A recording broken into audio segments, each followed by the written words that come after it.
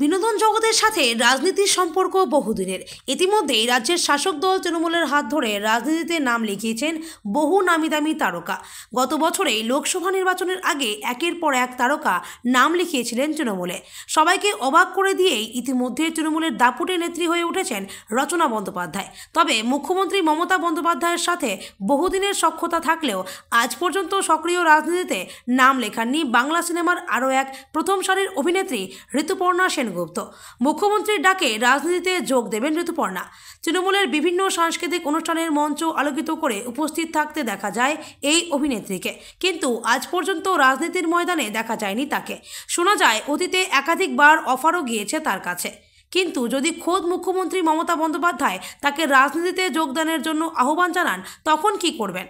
তাকেও কি তিনি মুখের ওপর না বলতে পারবেন? সম্প্রতি চুঁচুড়ার বিধায়ক অসিত মজুমদারের উদ্যোগে আয়োজিত চুঁচুড়া উৎসবে হাজির হয়েছিলেন অভিনেত্রী।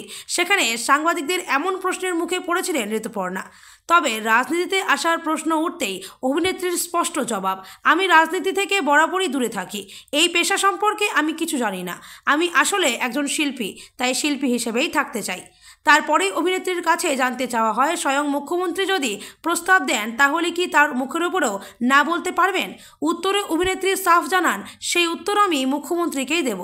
তবে মুখ্যমন্ত্রীর ডাকে ঋতুপর্ণা সত্যি রাজনীতিতে নাম লেখাবেন কিনা সেই উত্তর অবশ্য সময়ই দেবে।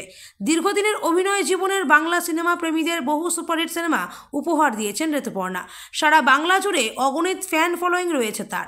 একটা সময় বাংলা ফিল্ম ইন্ডাস্ট্রিতে একাই কাজ করেছেন তিনি।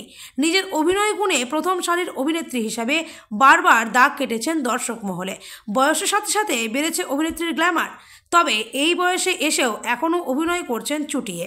সম্প্রতি চুঁচুড়া উৎসবে দর্শকদের অনুরোধে প্রসেনজিতের সাথে অভিনীত তার জনপ্রিয় সিনেমা অযোগ্য থেকে গান গেয়েছিলেন অভিনেত্রী।